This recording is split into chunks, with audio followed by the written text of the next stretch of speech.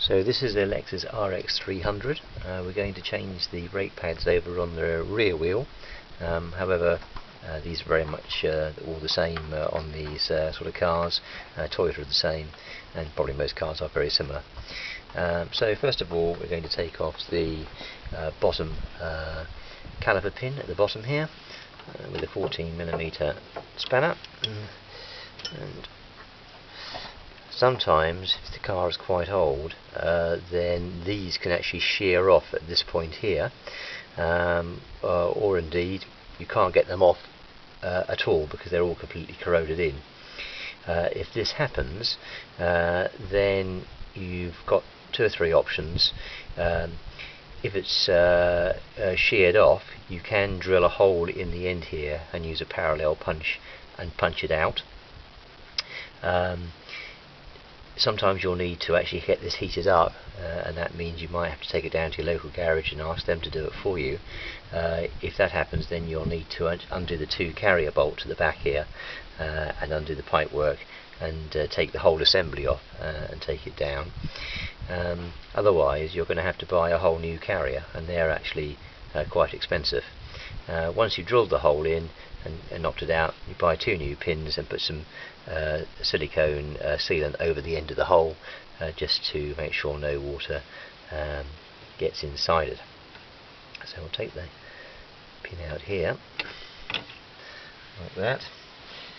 We'll need to push the caliper back, which we can do a little over there. Make sure you've undone the reservoir cap in the engine bay before you do that. Then we can lift this up, and here are the two shoes, which we can then just remove.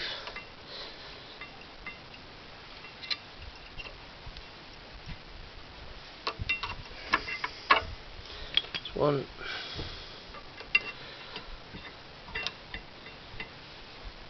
Two. Put new ones in. Always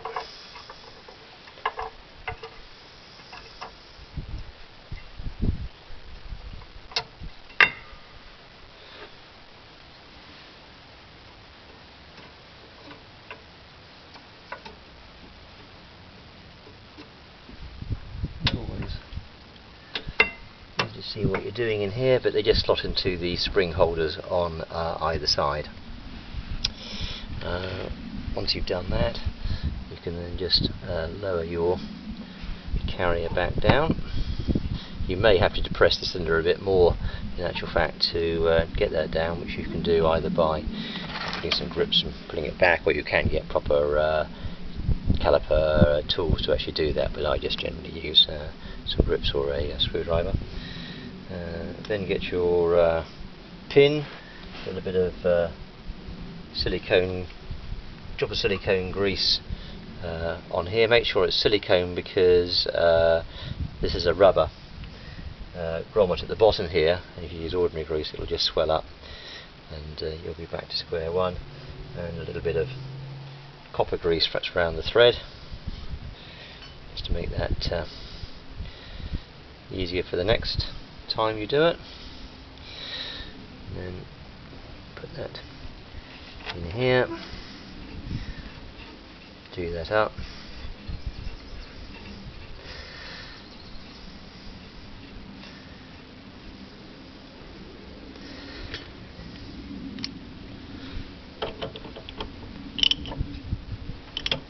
tighten it up, and you're all done.